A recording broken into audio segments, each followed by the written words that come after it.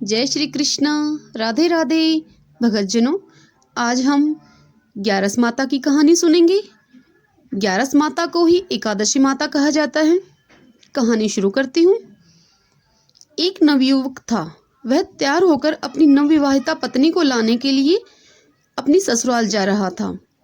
तभी रास्ते में उसने देखा कि एक गाय पानी पीने के इरादे से तालाब पर आई है। तालाब में पानी कम था और कीचड़ अधिक था।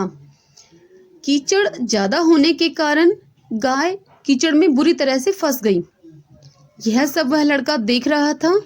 जब गाय ने उस लड़के को देखा तो उस गाय ने उस लड़के से कहा कि अरे राहगीर, मुझे इस कीचड़ से निकाल दे।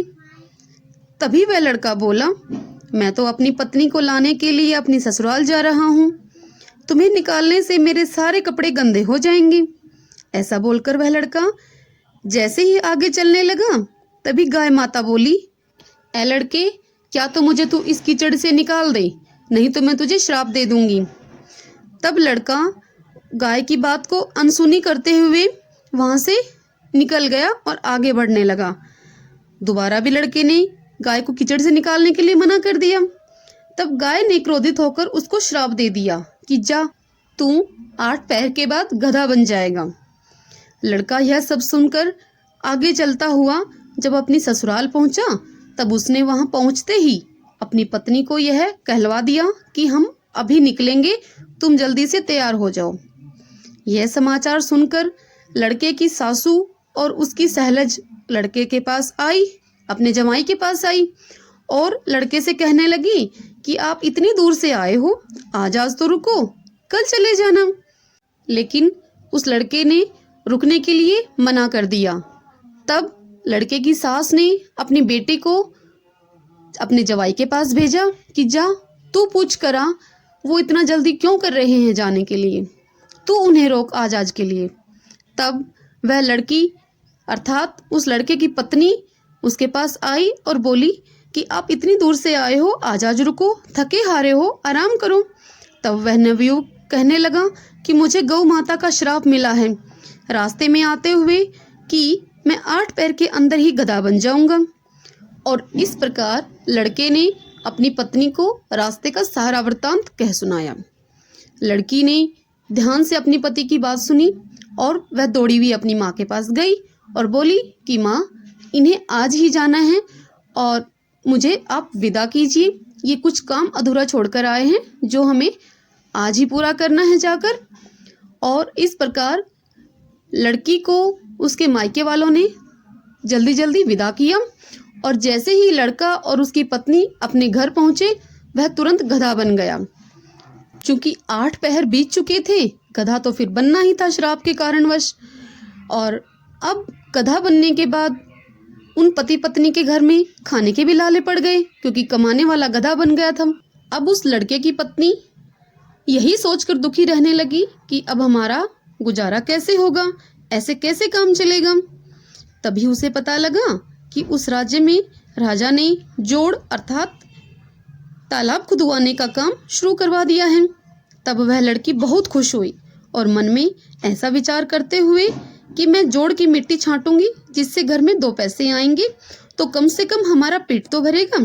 अब उस लड़के की पत्नी तालाब के ऊपर मिट्टी टोकरी में डालकर मिट्टी ढोने का काम करने लगी, जिससे कि उसकी गुजर बसर चल रही थी।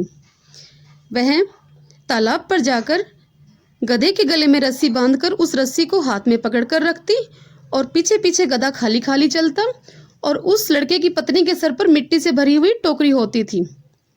और इस प्रकार वह जीवन व्यतीत कर रहे थे। अब तालाब पर अर्थात जोड़ की खुदाई होते हुए 6 महीने से भी अधिक का समय व्यतीत हो गया। तब एक दिन रानी राजा से कहने लगी कि राजा जी, तालाब पर जाइए और देखिए, तालाब की खुदाई को होते हुए 6 महीने से भी अधिक समय व्यतीत हो गया है, अब तक तालाब की खुदाई क्यों नहीं खत्म हुई है? आप प्रजा में घूमकर देखकर तो आइए, खुदाई में इतना समय क्यों लग रहा है? अब यह सब सुनकर राजा तालाब पर आया तो उसने चारों ओर देखा। तब राजा की नजर उस लड़की पर गई, जिसे देखकर राजा बहुत अचंभित हो गया और लड़की के पास आकर कहने लगा कि तुम्हारे पास कोई बोरी नहीं है जिसमें भरकर तुम इस गधे को रख सको और तुम्हें बोझा न ढोना पड़े। गधा होते हुए भी तुम्हें बोझा ढोना पड़ता है। तब वह लड़की रोती हुई राजा से कहने लगी, महाराज, ये गधा नहीं है, ये मेरे पति हैं। गौ माता के श्राप के कारणवश इनकी ऐसी दशा हो गई है और ये गधे बन गए। और इस प्रकार उस लड़के की पत्नी ने पूरा वृत्तांत राजा को सुना दिया। अब सारी बात जानकर राजा भी बहुत दुखी हो गया। तब राजा ने राज्य के सभी विद्वान पंडितों को बुलाया और सारी बात बताते हुए कहा कि कोई ऐसा उपाय करो जिससे ये गधा अपने मनुष्य रूप में फिर से आ सके।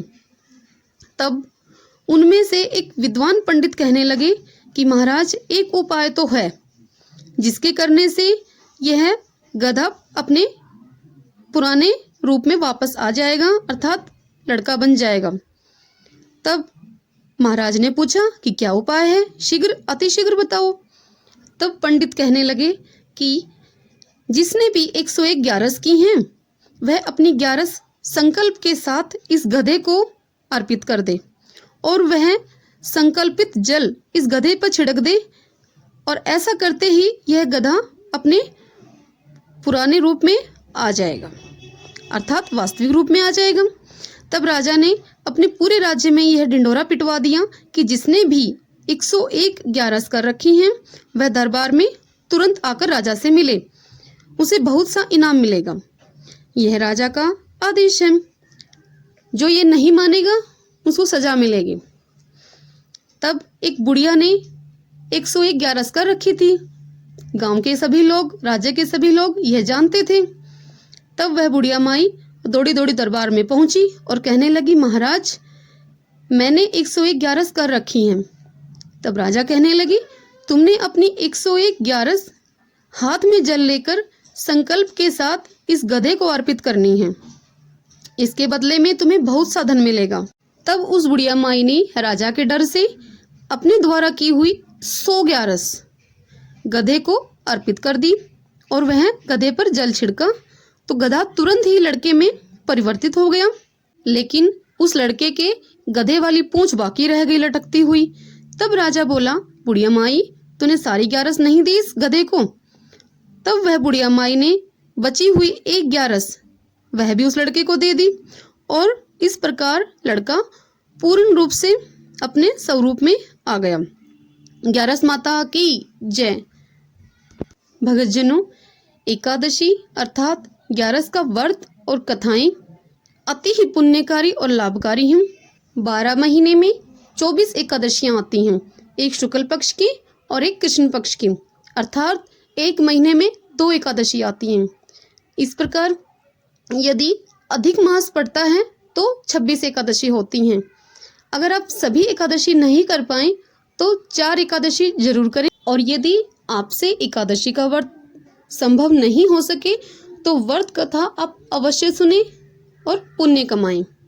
भगतजनों, यदि आपको मेरी बताई हुई कथा और कहानियाँ अच्छी लगती हैं तो चैनल को सब्सक्राइब करें और वीडियो को लाइक करना कतई नहीं भूलें। जय श्री कृष्णा। राधे राधे।